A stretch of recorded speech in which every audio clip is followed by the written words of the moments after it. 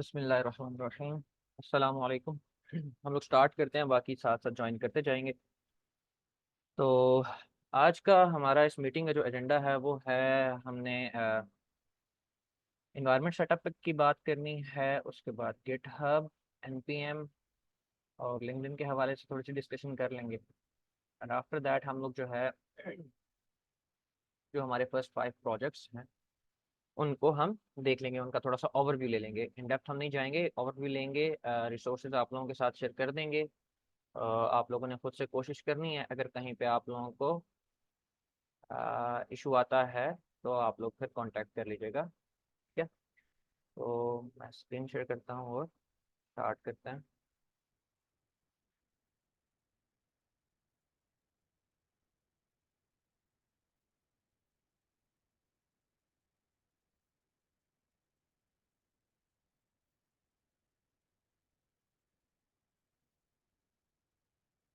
हाँ, हाँ,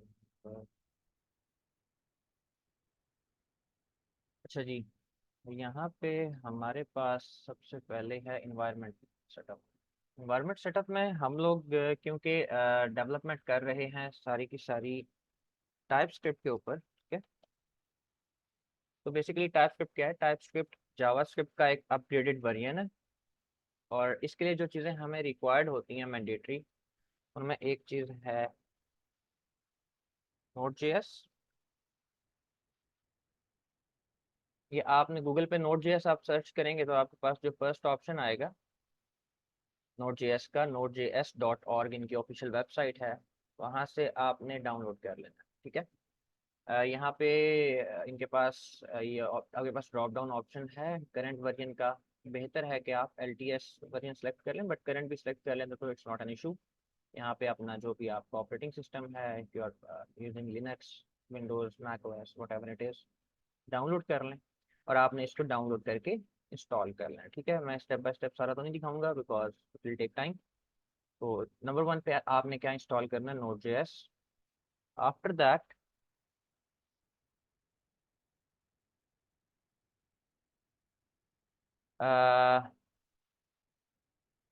कि मेरी ऑडियो नहीं आ रही। समीला भाई, मेरी ऑडियो आ रही है? Can you please confirm? जी जी अगर जी जी आवाज नहीं आ रही यार सही आ रही। ये चैट में देख लीजिएगा, थोड़ा इनका इशू रिजॉल्व करा जी जी देते हैं। मैं सही। उसके बाद सेकंड चीज जो है हमारे पास, दैट इज वीएस कोड। अच्छा, वीएस कोड क्या है? वीएस कोड बेसिकली हम लोग एक ऐसा सॉफ्टवेयर है जिसमें हम लोग कोड लिखते हैं।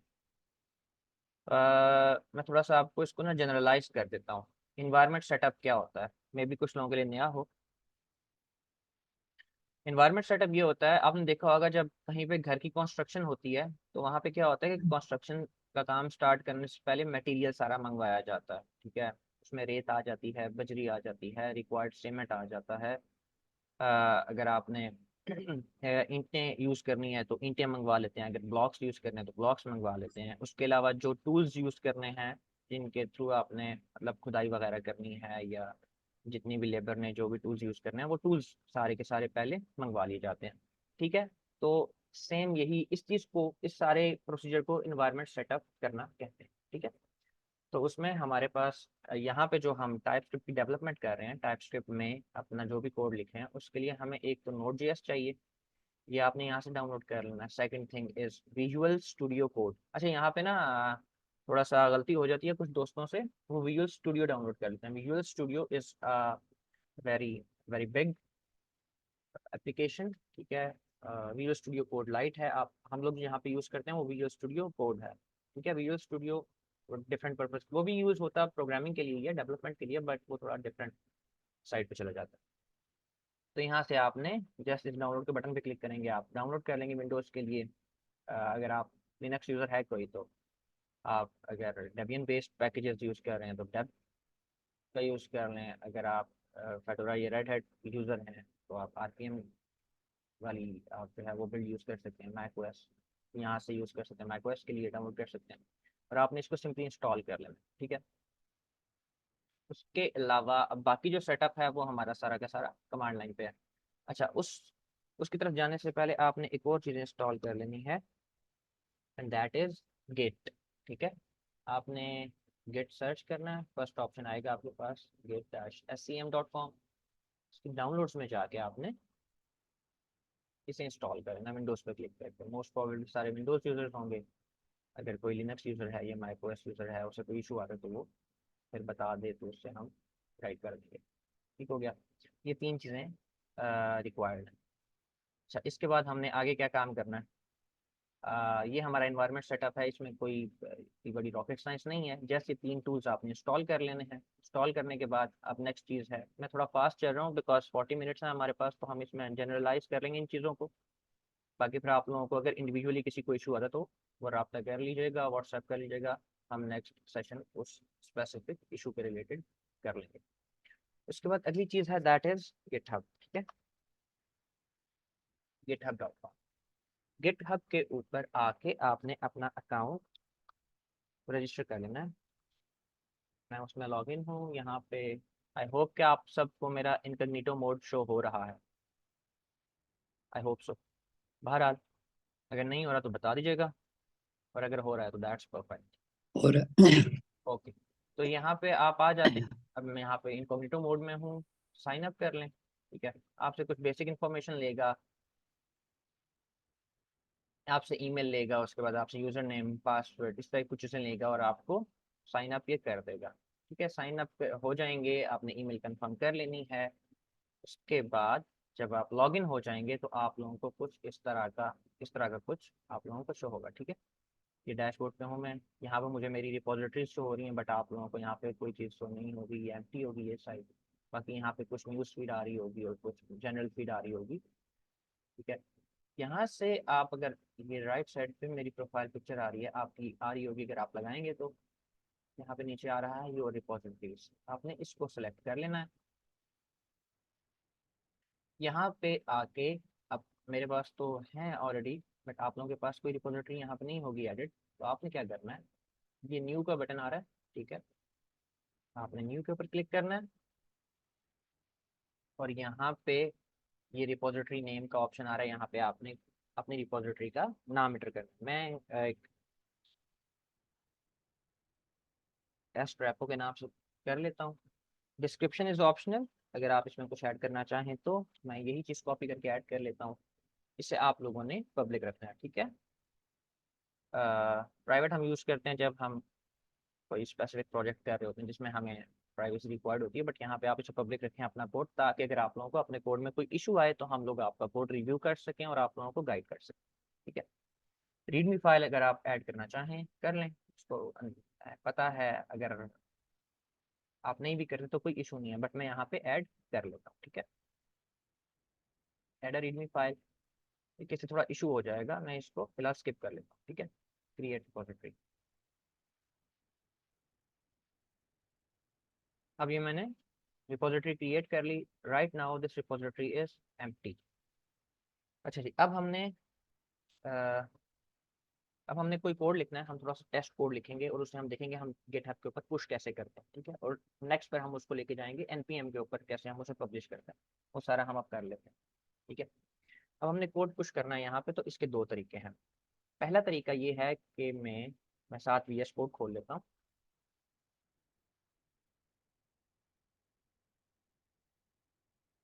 ठीक है, अच्छा, वीएस कोड के कुछ शॉर्टकट्स बता देता हूँ आपको, और कुछ रिक्वायर्ड सेटिंग है एक, वो मैं आपको बता देता हूँ। यहाँ सबसे ऊपर टॉप पे आपने फाइल पे क्लिक करना है। यहाँ पे एक ऑप्शन, ये एक चीज़ लिखी हुई है ऑटो सेव, आपने इसको सेलेक्ट कर लें। ठीक है, मेरा ऑलरेडी सेलेक्ट है, तो आप देख लें कि ये टिक का मार्क आ रहा है। ठीक है, तो मेक श्योर करना है आपने कि यहाँ पे आप इसके लेफ्ट लेफ्ट साइड पे ये टिक का मार्क हो। इससे होगा क्या, मैं आपको दिखा देता हूँ। मैं यहाँ पे एक स्पेस दी मैंने, और यहाँ राइट, इस ये जो फाइल है, इस फाइल के राइट टॉप कॉर्नर पे ये एक डॉट आ गया। ठीक है, तो मैंने थोड़ी सी एक कस्टमाइजेशन की हुई है, हल्की सी एक कलर थीम यूज कर रहा हूँ जिसकी वजह से ये ग्रीन कलर में आ रहा है। आप लोगों को मे बी वाइट आए। ठीक है, तो और मे बी अगर आपने वाइट थीम रखा हुआ है तो हो सकता है आपको कोई डार्क कलर ग्रे या ब्लैक कलर में आए डॉट। ये आ रहा है, व्हाट डज दिस मीन, इसका मतलब ये है, इस डॉट का मतलब ये है कि इस फाइल में कुछ चेंजेस हुए हैं, बट ये फाइल सेव नहीं है। ठीक है, मैं अगर कंट्रोल एस दबाऊं, अभी मैं कंट्रोल एस दबाया ये मैंने, तो अब देखें तो वो यहाँ पे जो डॉट आ रहा था वो डॉट चला गया। ठीक है, मैं अब ये जो मैंने स्पेस यहाँ पे ऐड की थी मैं इसको रिमूव करता हूँ, स्पेस रिमूव कर दी मैंने। अब देखें अगेन वो डॉट आ गया। ठीक है, अब लेट्स सपोज मैं यहाँ पे कंट्रोल एस नहीं दबा रहा, मैं कंट्रोल एस नहीं दबा रहा, मैं जस्ट यहाँ से फाइल, एक फाइल से दूसरी फाइल, ये नई फाइल मैंने क्रिएट कर ली, मैं इसमें जाता हूँ। अब देखें तो यहाँ से वो डॉट खत्म हो गया। ये बेसिकली क्या हुआ है, ये ऑटो सेव मैंने जो इनेबल किया हुआ है इसने क्या किया, मैंने जैसे इस फाइल में कुछ चेंजेस किए और इस फाइल से मैं बाहर आया तो इसने ऑटोमेटिकली इस फाइल को सेव कर दिया। ठीक है, इसका ये एडवांटेज हो जाता है कि बार बार हमें कंट्रोलर्स नहीं करना पड़ता, ऑटोमेटिकली वीएस कोड खुद ब खुद ही हमारी फाइल्स को सेव करता जाता है। तो एक और शॉर्टकट की है, अब एक शॉर्टकट की मैं आपको बता देता हूँ। कोई फोल्डर ओपन करने के लिए वीएस कोड में उसका तरीका ये है कि आपने कंट्रोल की को प्रेस करके रखना है और पहले एक दफा के प्रेस करना है, देन ओ प्रेस करना है। ठीक है, तो आपका यहाँ पे जो भी आप यूज़ कर रहे हैं, अगर आप उबंटू में है या फेडोरा में है, जो भी आप ऑपरेटिंग सिस्टम यूज़ कर रहे हैं उसका जो भी आपका फाइल एक्सप्लोरर है वो ओपन हो जाएगा। ठीक है, तो मेरा ओपन हो गया है। मैं यहाँ से डेस्कटॉप डाटा मैं यहाँ पे आ जाता हूँ, उसको सेलेक्ट कर लेता हूँ। अब ये कोड में लेफ्ट साइड पे मैंने कॉमन डाटा वाला जो फोल्डर है मेरा, उसको मैंने सेलेक्ट किया। इसमें राइट नाउ मेरे पास दो फोल्डर्स हैं। ठीक है, इसको मैं क्लोज कर लेता हूँ। अब हमने क्या करना है कि हमने कोड लिखना है जो हमने गिटहब पे पुश भी करना है। इसका मैंने आपको पहले ही बताया कि दो तरीके हैं। पहला तरीका हम देख लेते हैं। पहला तरीका ये है कि मैं यहाँ आया और यहाँ पे quick setup if you done this kind of thing before लिखा हुआ है। यहाँ पे ना ये एक यूआरएल आ रहा है। ठीक है, मैं इसको इस बटन पे आप क्लिक करेंगे तो भी कॉपी हो जाएगा। ठीक है, और अगर आप इस सारे को सिलेक्ट करके कंट्रोल सी कर लेते हैं तो भी कॉपी हो जाएगा। दोनों में से आप जैसे चाहें इसे कॉपी कर लें। वापस वीएस कोड में आना है, और वीएस कोड में आने के बाद यहाँ पे आपने क्या करना है, कंट्रोल प्रेस करके रखना है और tilde, tilde is the key that is beneath escape की। एस्केप की के जस्ट नीचे जो की है वो टिल्डा या बैक टिक की। ठीक है, तो कंट्रोल प्लस टिल्डा की, कंट्रोल दबा के आपने टिल्डा की एक बार दबानी है तो आपका यहाँ पे टर्मिनल ओपन हो जाएगा। ठीक है, यहाँ पे मैंने लिखना है गेट क्लोन और इसके बाद मैंने वही यूआरएल पेस्ट कर देना है। ठीक हो गया। गेट, ये वाली जो गेट वाली कमांड है ये आप तब यूज कर सकते हैं जब आप गेट इंस्टॉल कर लेंगे। अनटिल और अनलेस आपने गेट इंस्टॉल नहीं किया तो आप ये कमांड यूज नहीं कर सकते। ठीक है, तो अगर किसी को ये कमांड रन करते हुए इशू आए तो आपने मेक श्योर करना है कि आपका आपके सिस्टम में जो गेट है वो इंस्टॉल्ड हो। उसके बाद इंटर दबाता हूँ तो यहाँ पे इसने मुझे क्या मैसेज दिया, cloning into TS dash repo dash TS dash test dash repo, और ये मुझे एक वार्निंग मैसेज दे रहा है कि you appear to have clone an empty repository, क्योंकि मेरी रिपोजिटरी में कुछ भी नहीं है, जस्ट एन एम्प्टी फोल्डर। और यहाँ पे कॉमन डाटा के फोल्डर के अंदर पहले हमारे पास दो फोल्डर्स थे, अब अगर आप देखें तो ये तीसरा फोल्डर ऐड हो गया जो वीएस कोड ने ऑटोमेटिकली ऐड किया, and its name is T S dash test dash repo. ठीक हो गया, मैं इसमें गया।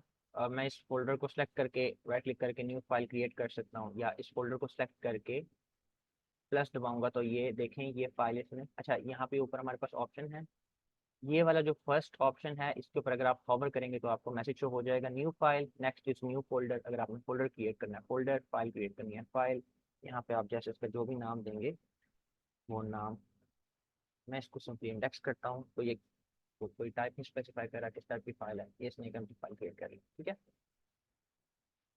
ये तो एक ऑप्शन हो गया कि आपने क्लोन कर लिया। ठीक है, सेकंड तरीका क्या है, मैं सेकंड तरीका भी आपको करके दिखाता हूँ। मैं इस फोल्डर को डिलीट करता हूँ,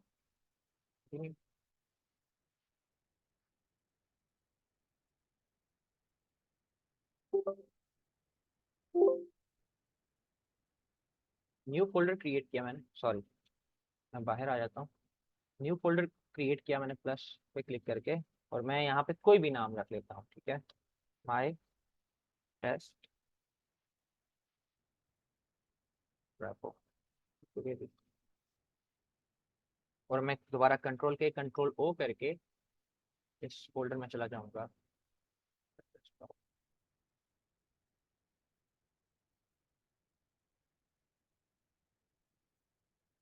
अभी अगर आप ऊपर फोल्डर का नाम देखें तो माई टेस्ट रेपो आ रहा है।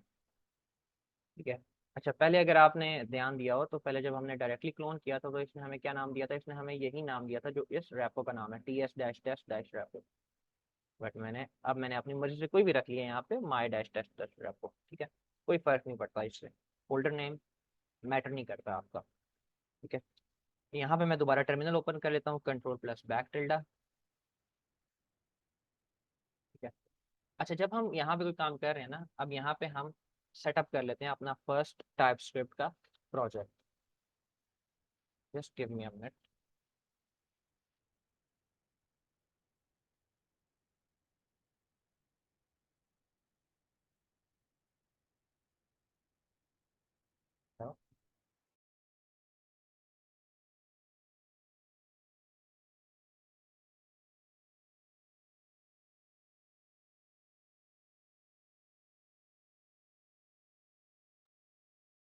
Sorry guys. अच्छा, यहाँ पे इसके अंदर हम नया प्रोजेक्ट एक सेटअप करते हैं और उसके बाद हम वो वाला सारा कोड पुश करेंगे अपनी रैपो पे, हमने ऑलरेडी क्रिएट किया। तो जब भी हम टाइप स्क्रिप्ट का या नोड का प्रोजेक्ट क्रिएट करते हैं, बेसिकली टाइप स्क्रिप्ट भी बिकॉज जावास्क्रिप्ट का एक अपग्रेडेड वर्जन है, नोड डिपेंडेंट है, तो हमें नोड की रैपो बनानी पड़ती है, एक नोड का प्रोजेक्ट क्रिएट करना पड़ता है और उसमें हम टाइप स्क्रिप्ट को यूटिलाइज करते हैं, यूज करते हैं। उसके लिए हमने क्या करना है, हमने npm init dash y, हमने ये कमांड लिखनी है और रन करनी है। अच्छा, ये कमांड हो सकता है आप लोग रन करें और आप लोगों को इशू आए, कोई मसला आए, कमांड रन ना हो, ठीक है। वो क्या है, this is not a known command. ये एरर तब आएगा जब आपने अपने सिस्टम में नोड जेएस को इंस्टॉल नहीं किया हो, ठीक है। तो मेक श्योर कि नोड जेएस आपके सिस्टम में इंस्टॉल्ड, उसके बाद ये कमांड सही से एग्जीक्यूट होगी। मैं एंटर करता हूँ।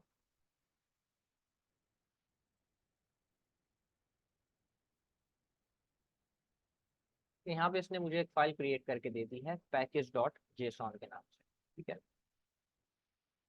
हम इन डेप्थ नहीं जाते, हम जस्ट अपने नेक्स्ट स्टेप की तरफ जाते हैं। इसमें थोड़ी सी चेंजेस हैं वो हम बाद में देख सकते हैं। नेक्स्ट कमांड हमने यहाँ पे, क्योंकि हम इस नोड के प्रोजेक्ट के अंदर टाइप स्क्रिप्ट को यूज करने वाले हैं, तो उसके लिए हमें एक और चीज चाहिए होती है, दैट इज टाइप स्क्रिप्ट की कॉन्फ़िगरेशन, ठीक है। हम टाइप स्क्रिप्ट को सेटअप करते हैं, लेकिन टाइप स्क्रिप्ट को सेटअप करने से पहले हमें क्या करना है कि हमें अपने लैपटॉप या अपनी जो भी हमारी डेवलपमेंट के लिए जो भी मशीन हम यूज कर रहे हैं उसके अंदर हमें टाइप स्क्रिप्ट को इंस्टॉल करना है, ठीक है। तो टाइप स्क्रिप्ट को मशीन के अंदर ग्लोबल लेवल पे इंस्टॉल करने के लिए हम कमांड यूज करते हैं npm i tsc space -g, ठीक है, ग्लोबल। मेरे पास ऑलरेडी इंस्टॉल्ड है बट मैं दोबारा रन कर लेता हूँ।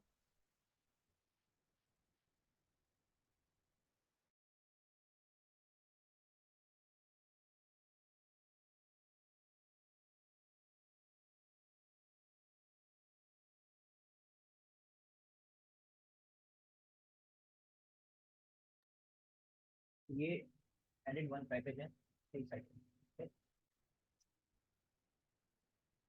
मे बी मेरे पास इंस्टॉल्ड नहीं थी, हाँ आई थिंक मैंने अवैस भाई आपकी आवाज़ बहुत कम आ रही है। अच्छा, सॉरी, मेरे ख्याल में मैंने विंडोज़ दोबारा की थी तो मैं टाइप स्क्रिप्ट इंस्टॉल करना भूल गया था, ठीक है। तो इसने एक पैकेज इंस्टॉल कर लिया, ठीक है। ये कमांड आपने रन करनी है। उसके बाद अब हमने Node.js के थ्रू Node.js का एक प्रोजेक्ट इनिशियलाइज कर लिया, अब हमने इसके अंदर टाइप स्क्रिप्ट को इनिशियलाइज करना। तो उसके लिए हम कमांड रन करते हैं tsc space dash dash init, enter. ये कह रहा है this is not TTSC command you are looking for, is npm install TypeScript, oh sorry, npx pm dot I should also install TypeScript। तो ये हमारे पास एक एरर आ गया है, आपने भी TypeScript को इंस्टॉल कर लेना है ग्लोबली, ठीक है। ये कमांड जो मैंने रन किया npm space I stands for install TypeScript। ये फाइल ऑलरेडी एग्जिस्ट, ठीक है। पोस्ट कर लेता हूँ।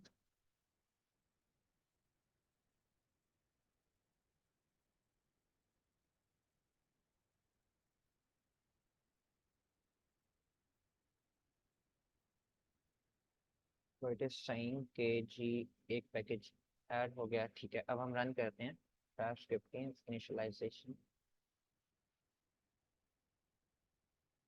हाँ जी।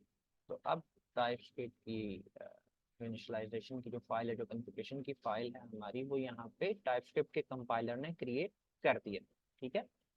अच्छा, मैं ये जो कमांड रन कर रहा हूँ npm i में, इसको थोड़ा सा एक्सप्लेन कर देता हूँ। npm stands for node package manager, ठीक है, बिकॉज हम नोड यूज कर रहे हैं। तो उसके अंदर जो पैकेज मैनेजर है हम उसको कॉल करते हैं और उसको बताते हैं कि भाई आई स्टैंड्स फॉर इंस्टॉल। इसको कम्प्लीटली इंस्टॉल भी लिख सकते हैं, INSTALL, बट मैं जस्ट आई लिखा है तो ये भी सही चलेगा। npm स्पेस आई स्पेस आपके जो भी पैकेज है उसका नाम। और क्योंकि ये पैकेज हम ग्लोबली इंस्टॉल कर रहे हैं ऑपरेटिंग सिस्टम लेवल पे, तो इसके लिए हम -G यूज करते हैं, ठीक है। अच्छा, यहाँ पे हमने एक और फाइल क्रिएट करनी है, उसका नाम हमें रखना है index.ts। ये इस फाइल का नाम है index.ts। .ts की एक्सटेंशन हमने इसलिए यूज की है क्योंकि हम इसमें टाइपस्क्रिप्ट का कोड लिखेंगे और हम जब रन करेंगे तो हम जावास्क्रिप्ट का कोड रन करेंगे, ठीक है। बट टाइपस्क्रिप्ट के कोड को जावास्क्रिप्ट में कन्वर्ट जो है वो टाइपस्क्रिप्ट का कंपाइलर करेगा। तो हम जल्दी से करके देख लेते हैं। उससे पहले यहाँ पे 2-3 चेंजेस कर लेते हैं जो कि हम अपने सारे प्रोजेक्ट्स में करेंगे। यहाँ पे हमें वैसे ज़रूरत नहीं है बट मैं कर रहा हूँ। That is going to be first is type, और टाइप हमने यूज करनी है मॉड्यूल, ठीक है। Second is going to be bin, ठीक है। And it is going to be index.js, ठीक है। मेन भी index.js है और bin भी हमारी index.js ही है। उसके बाद टाइपस्क्रिप्ट config.json में आना है और यहाँ पे हमने 3 चेंजेस करनी है। पहली चेंज ये करनी है कि यहाँ पे लाइन 14 पे आप लोगों को ये टारगेट नजर आ रहा है, इसके सामने लिखा हुआ है ES 2016। इसको सिलेक्ट करके इसको ES 2022 कर लें। ES 2022, यहाँ पे नीचे लाइन 28 पे आ रहा है मॉड्यूल, इसको हमने नोड नेक्स्ट कर लेना है।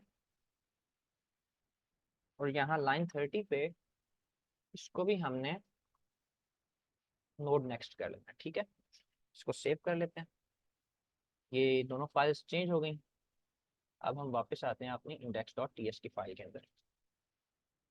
यहाँ पे मैं जस्ट कंसोल लॉग करवाता हूँ और कुछ भी नहीं करवाता। कंसोल लॉग क्या क्या, इसमें और कुछ भी नहीं है, जस्ट मैंने एक लाइन लिखी है, that is console.log hello world, ठीक है। और यहाँ नीचे अब मैं इसको डायरेक्टली नहीं रन कर सकता।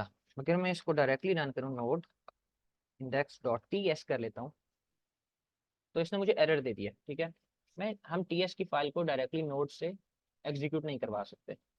हमें .js की फाइल चाहिए, जावास्क्रिप्ट का कोड चाहिए, जावास्क्रिप्ट की एक्सटेंशन के साथ हमें एक फाइल चाहिए और वही फाइल नोड एग्जीक्यूट करेगा। तो उसके लिए हम क्या करते हैं, उसके लिए हम सिंपली यहाँ पे अपने टर्मिनल में TSC, ठीक है, कॉल करते हैं। TSC stands for TypeScript compiler. हम टाइपस्क्रिप्ट के कंपाइलर को कॉल करते हैं और टाइपस्क्रिप्ट का कंपाइलर इस रेपोजिटरी में, ये जो माई टेस्ट रेपो नीचे अगर आप देखें यहाँ पे भी आ रहा है, इस फोल्डर के अंदर जितनी भी टीएस की फाइल्स होंगी उनको कन्वर्ट कर देगा, उनको ट्रांस कंपाइल कर देगा जावास्क्रिप्ट के कोड में और ऑटोमेटिकली रिक्वायर्ड फाइल्स क्रिएट कर देगा। बट उसके लिए रिक्वायर्ड है कि हमारी टीएस कॉन्फ़िगरेशन की जो फाइल है, टाइपस्क्रिप्ट कॉन्फ़िगरेशन की फाइल, उसकी सेटिंग ठीक हो और पैकेज.json के अंदर भी हमारी ये जो टाइप हमने स्पेसिफाई की ये भी सही हो, ठीक है। तो उसके बाद हम TSC रन करते हैं। पहले यहाँ पे 3 फाइल्स हैं, अब यहाँ पे अगर आप देखें तो 4 फाइल्स हो गई हैं। index.js ऑटोमेटिकली ऐड हो गई है, ठीक है। index.js, इसके अंदर इसने लिखा हुआ है जो भी इसने कोड लिखा है, हम इसको क्लोज कर दें, ठीक है। हमने टाइपस्क्रिप्ट पर कोड लिखना है। अब हम रन करते हैं जी node index.ts, oh sorry js, enter, ने हेलो वर्ल्ड प्रिंट किया। अब मैं एक और कमांड रन करता हूँ, that is going to be node index, enter. तो भी इसने सेम काम किया। सो हमें जावास्क्रिप्ट की फाइल की एक्सटेंशन मेंशन करना जरूरी नहीं है हमारे लिए, हम उसके बगैर भी इसको रन कर सकते हैं। यहाँ तक तो हो गया हमारा कोड, हमने जो भी कुछ लिखना था। अब आ जाते हैं गिटहब के ऊपर। कोड पुश करने के हवाले से।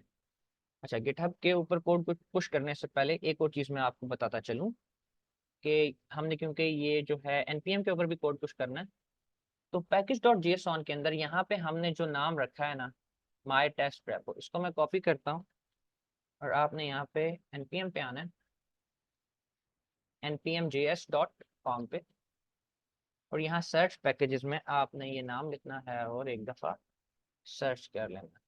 तो इस सेम नाम से यहाँ पे कोई मेरे पास आ नहीं रहा, बट मैं एक और काम करता हूँ, मैं यहाँ से कोई भी पैकेज एक सेलेक्ट कर लेता हूँ, ठीक है, और ये उस ये जो URL है npmjs.com/package/ इसके बाद में अपना वही नाम पेस्ट करता हूँ और देखता हूँ कि इस नाम से कोई रेपो है। तो यहाँ पे आप देखें तो इसने मुझे क्या दिया, 404, मीन्स कि इस नाम से कोई रेपो नहीं। तो आप गुड टू गो, हम इसी नाम से पब्लिश कर सकते हैं। इन केस अगर इस नाम से कोई रेपो अवेलेबल है ऑलरेडी, तो क्या करना है आपने, घबराने की कोई बात नहीं है, आपने वापस आना है package.json में, यहाँ पे जो आपने नाम रखा है इस नाम को चेंज करना है और दोबारा आपने चेक करना है कि ये नाम अवेलेबल है या नहीं। तो बट आपने मेक श्योर करना है कि इस नाम से पैकेज ऑलरेडी अवेलेबल ना हो, ठीक है। अब हम आ जाते हैं जी गिट हब के ऊपर कोड पुश करने पे। तो उसके लिए अब जो कमांड्स मैं रन कर रहा हूँ, यही कमांड्स आपने, जो पिछला प्रोसीजर हमने किया था, हमने क्लोन किया था, गेट क्लोन और आगे URL, उस लाइन के बाद भी आपने यही प्रोसीजर करना और यहाँ से भी आपने वही प्रोसीजर करना है। सिर्फ एक कमांड का फर्क होगा, वो कमांड मैं आपको बता दूंगा जब यहाँ हम कर रहे होंगे। सबसे पहले git add full stop dot, क्या, अच्छा, यहाँ पे इसने मुझे एक एरर दिया। इसने कहा है जी कि ये गिट रिपोजिटरी नहीं है। ये एरर आपके पास भी आ सकता है, जैसे कि मेरे जहन से निकल गया था, मैंने एक कमांड रन किया, उसने मुझे एरर दे दिया। इस एरर को रिजॉल्व करने का क्या तरीका है, हम एक कमांड रन करते हैं, गेट इनिट इंटर। आपने इनिशियलाइजेशन करनी है सबसे पहले, ठीक है। उसके बाद git add dot enter git commit dash m, और इन्वर्टेड कॉमास के अंदर या कोटेशन मार्क्स के अंदर आपने अपना मैसेज लिखना है। मैं यहाँ पे इनिट लिख देता हूँ। आपका कोई भी मैसेज हो जो आपने काम किया उस काम को डिफाइन करता हो, ठीक है, तो मीनिंगफुल मैसेज होना चाहिए। बट तो मैं वैसे यहाँ, ही, सॉरी मैं आपको डिस्टर्ब कर रहा हूँ, जी, लेकिन गेट डाउनलोड करने के बाद मेरा ख्याल है नाम और ईमेल भी सेटअप करना, वो भी थोड़ा बता दें। नाम और ईमेल जो सेट करते हैं ना, यस कमांड के यस यस जरिए। यस, यू आर राइट, वो रह गया। इसके लिए कमांड बल्कि यहाँ पे रन कर देता हूँ। एक कमांड हम रन करते होते हैं, git config dash dash global user dot email. और जब आपने गेट इंस्टॉल कर लेना है ना अपने सिस्टम में, तो इस सारे प्रोसीजर से पहले आपने ये दो कमांड रन करनी है जो मैं अभी रन करने लगा हूँ। ये मैंने ऑलरेडी की हुई है, इसलिए मुझे यहाँ पे एरर नहीं आया। तो आप लोग करेंगे तो आप लोगों को डेफिनेटली एरर आएगा। तो उससे बचने का तरीका ये है कि जैसे ही गेट इंस्टॉल हो तो आपने कमांड लाइन खोल के टर्मिनल ओपन करके आपने ये दो कमांड रन करनी है। But first is to set your email. आपने गेट को बताना है कि मेरा ईमेल क्या है, यहाँ पे आपने अपना ईमेल लिखना है, gmail.com, मेरा ऑलरेडी सेट है। Second is user dot name, तो यहाँ पे आपने अपना जो भी नाम आप मेंशन कर लें, बट मैं अपना गेटअप वाला ही यूजर नेम वही लिखता हूँ। तो उसके बाद आप ये बाकी जो कमांड हैं, गेट इनिट, गेट ऐड और गेट कमिट, ये आपने रन करनी है, ठीक है।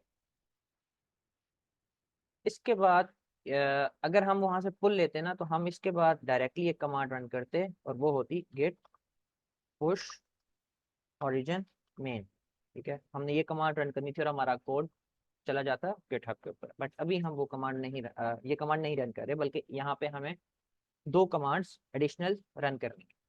वो कमांड्स मैं आपको बता देता हूँ कौन सी।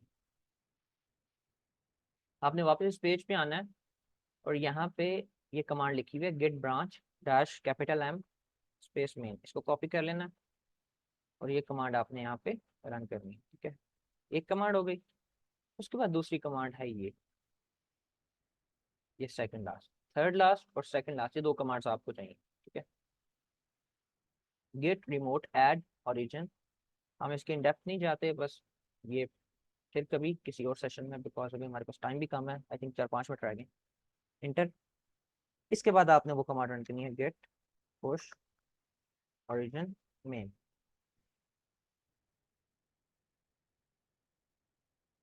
तो इसने जो है ये मुझे मैसेज दे दिया है कि भाई 100% कंप्लीट हो गया सारा काम, डाटा पुश हो गया, 6 फाइल्स थी जो अपलोड हो गई। मैं वापस आके अगर इसको रिचेक करता हूँ तो यहाँ पे आप देख सकते हैं कि मेरी चारों फाइल्स आ गई हैं। ये जो मैंने मैसेज लिखा था गेट कॉमेट डैश एम के बाद इन्वर्टेड कॉमास के अंदर, ये सॉरी कोटेशन मार्क्स के अंदर, आप इसके लिए कोटेशन मार्क्स भी यूज़ कर सकते हैं और इन्वर्टेड कॉमास भी यूज़ कर सकते हैं, दोनों चीज़ें कर सकते हैं, ठीक है। वो आ गया और उसके बाद ये कोड पुश हो गया। ये 3 मिनट का जो मुझे टाइम दे रहा है ये बेसिकली कमेंट का टाइम है, ठीक है। ये इस चीज़ का टाइम नहीं कि मैंने गिट पे कितनी देर के बाद पुश किया, गिटहब पे नहीं। ये आपको वो टाइम बताएगा जब आपने इसको कमिट किया, चाहे वो आपने अपने लोकल मशीन में किया है। मैं आज कमिट कर रहा हूँ और कल पुश कर रहा हूँ तो ये मुझे टाइम आज का ही देगा, ठीक है। उसके बाद अब हम आ जाते हैं कि हमने इसको पुश करना है किसके ऊपर, एनपीएम के ऊपर। उसके लिए एनपीएम पे आके आपने अपना अकाउंट बना लेना साइन अप करके। मेरा ऑलरेडी है तो आई जस्ट साइन इन,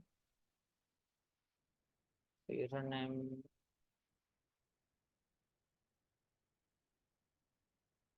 क्या, साइन कर लेता हूँ। मुझे एक ईमेल आएगी तो मैं अपने ईमेल पे जाके वहाँ से ओटीपी ले लेता हूँ।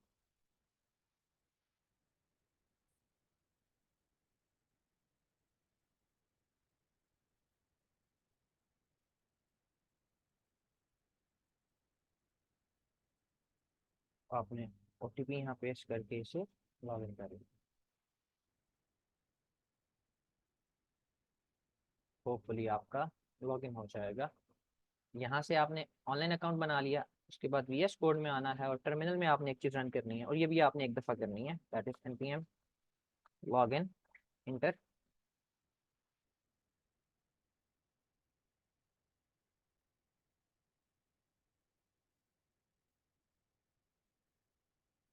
ये कह रहे हैं जी इंटर प्रेस करें ब्राउजर में ओपन करने के लिए। इंटर प्रेस किया, ब्राउजर में आ गया।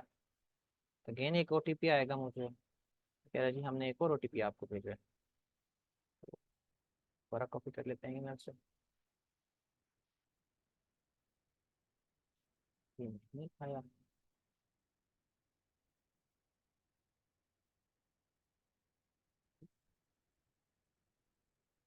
आ गया, ओटीपी आ गया। हाँ, कॉपी करते हैं।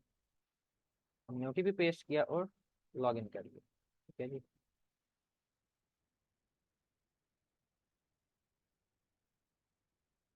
होता है गो टू होम पेज, अच्छा इसने लॉग इन करा दिया है, यहाँ पे लॉग इन हो गया। अब हम ये कोड हमने पुश करना है npm के ऊपर, पब्लिश करना है। तो उसके लिए एक कमांड है लास्ट npm पब्लिश इंटर। लेकिन इस कमांड से पहले आपने कंपाइलर भी रन करना है और आपने मेक श्योर करना है कि इस नाम से कोई पैकेज ना हो। ये मुझे कह रहा है can not publish over previously published version 1.0.0। तो इट मीन्स कि इस नाम से ऑलरेडी पैकेज पब्लिश है। हाँ रेहान भाई, क्या कह रहे हैं आप? ये पूछना था कि जब भी हम एनपीएम पे कोड यानी पुश करेंगे ना तो ये हमेशा लॉगिन करना होगा। नहीं, वन टाइम, एक दफा। अच्छा सही है। सेशन एंड हो रहा है, मैं दोबारा लिंक जनरेट करता हूँ नेक्स्ट सेशन का। आई होप सो भी with in a minute and हो जाएगा, तो मैं भी खुद ही इसको फोर्सफुली एंड कर देता हूँ।